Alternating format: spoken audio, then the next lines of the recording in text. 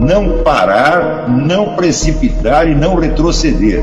Então dizer para esse cara, sabe quando nós vamos parar? Nunca, nunca na sua porca vida, né?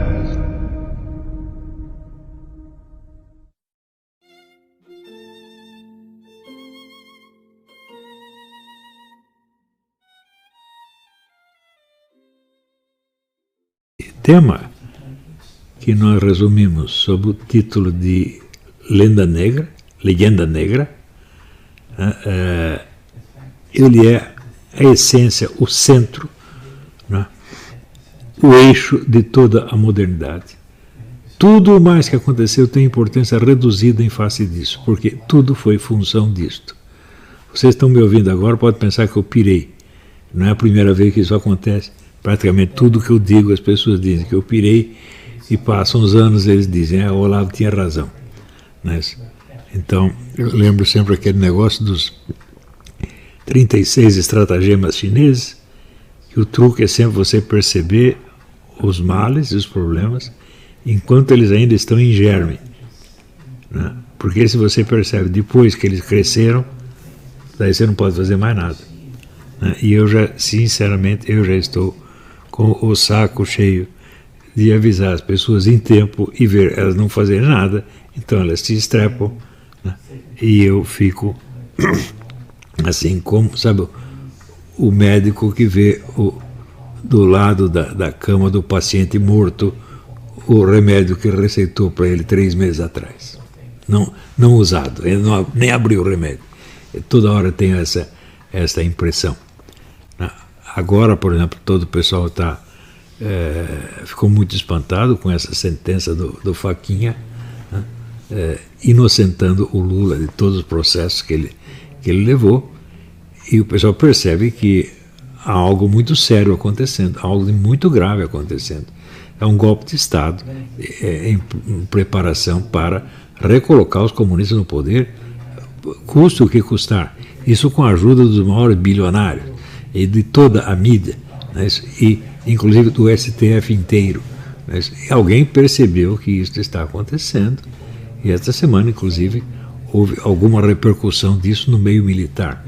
Então, eu não lembro quem foi que disse, foi um escritor americano, disse, só os pequenos segredos têm que ser protegidos.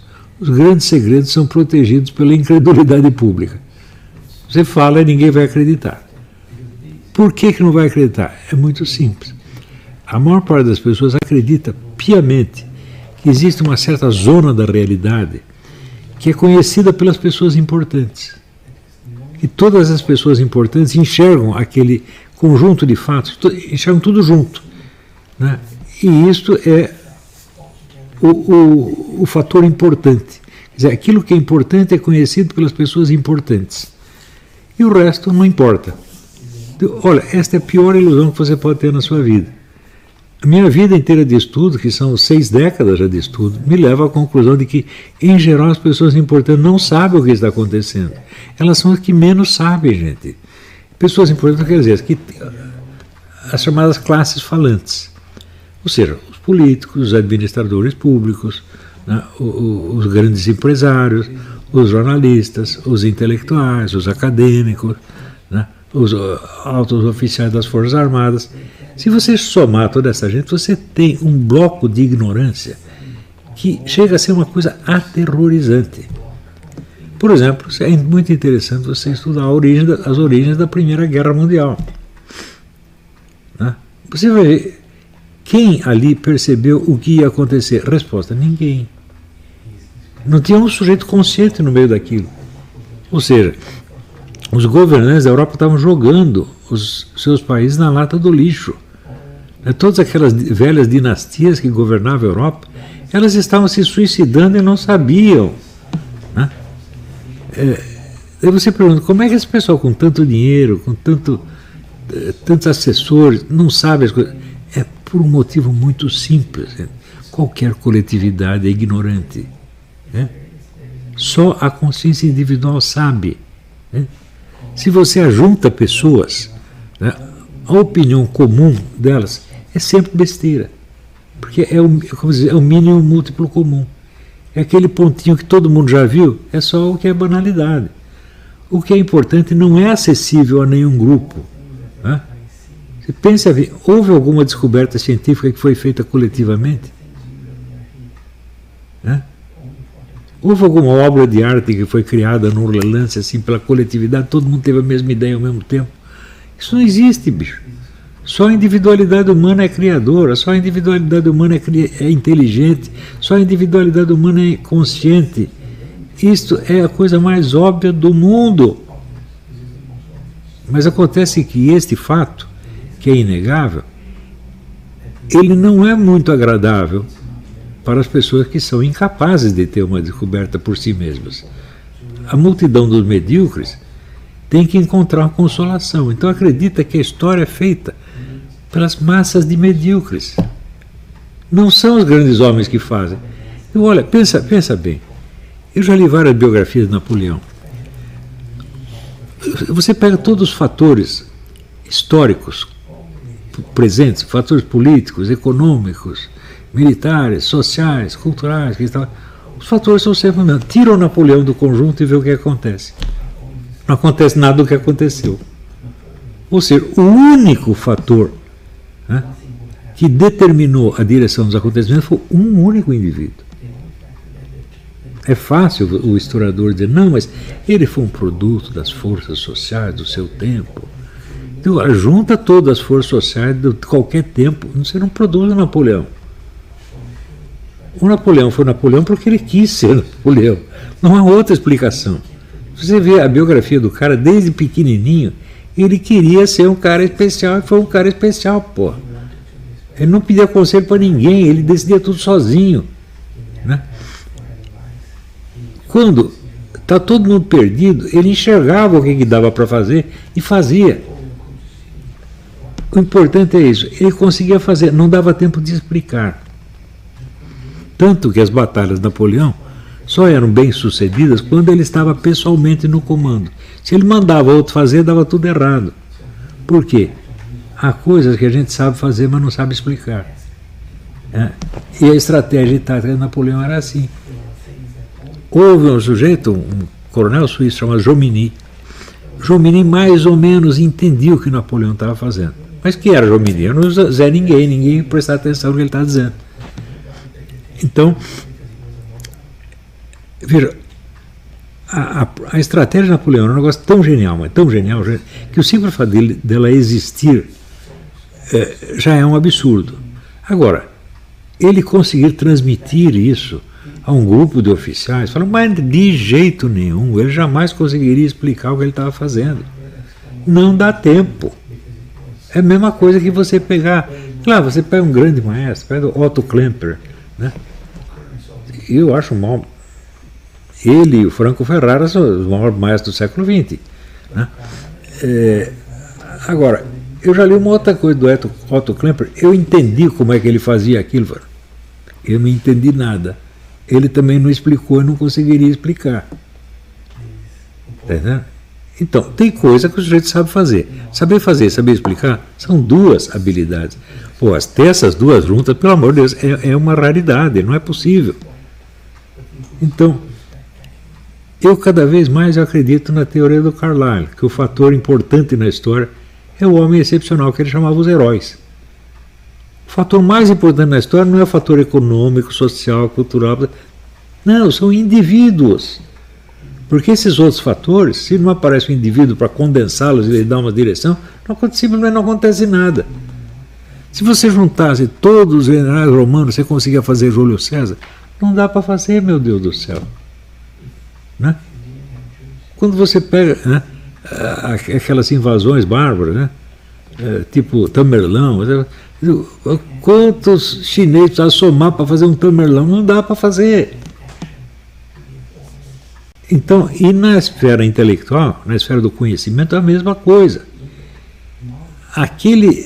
Onde há um consenso de opinião, você juntou os 200 bilionários, né, os bilionários contrataram os maiores assessores, economistas, sociólogos, psicólogos, só vai sair besteira, gente.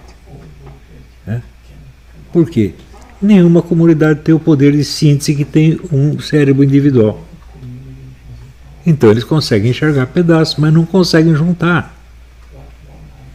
É a mesma coisa, você pega assim, a melhor orquestra do mundo, põe ela para tocar sem maestro. É isso que vai dar. Tá entendendo? O que vai acontecer é que um dos músicos vai ter mais iniciativa que os outros e ele, formal ou informalmente, vai ser o maestro. Pode ser o cara que está tocando tambor lá no fundo. Se ele é o cara que sabe o que está fazendo, todo mundo vai seguir ele. E é isso que acontece. Então, isto aqui é uma coisa que eu quero que vocês metam na sua cabeça para sempre. Nunca esperem confirmação das suas opiniões da parte de nenhuma entidade coletiva, nem mídia, nem universidade, nem forças armadas, nem ministério, nem mesmo a Igreja Católica, meu Deus do céu. A Igreja Católica é infalível em matéria de doutrina e moral, mas ela não é infalível em matéria de diagnóstico histórico social. Ao contrário, o número de vezes que errou, se você pegar o Concílio Vaticano II, lê as coisas que o João XXIII esperava obter com o Concílio Vaticano II e obter tudo o contrário. E foi um erro monstruoso. Vamos renovar a igreja. Quase acabou com a igreja. Pô. Ele era burro? Não. Ele era um cara maligno? Claro que não. Mas acontece que, se você somar todo o concílio, né, o que vai sair dali? Só besteira. Pelo simples fato de ser um concílio. Porque o concílio tem duas alternativas. Ou ele segue a doutrina anterior que foi dada pelo próprio Cristo e se mantém ali direitinho e não inventa nada, ou vai fazer besteira. É uma coisa muito simples. E a doutrina do Cristo saiu da onde? Foi uma coletividade que inventou ou foi um cara? Deus Pai mandou quantos filhos para cá? 200, 300? Não mandou um, né? Deus Pai sabe o que faz. Então, esse um foi decisivo. Então, o próprio, quando Moisés pergunta para Deus, quem é você? Ele diz, eu sou o eu sou. Ou seja, é a suprema individualidade, não tem dois. Ele não pertence a uma espécie. Está entendendo? Ele é a própria ação de ser. E só tem um, e só pode ser representado por um. Não é isso? Então, veja, a unidade de Deus e a unidade do ser humano são coisas que nós nunca podemos esquecer e é talvez a coisa mais ignorada de toda a civilização moderna.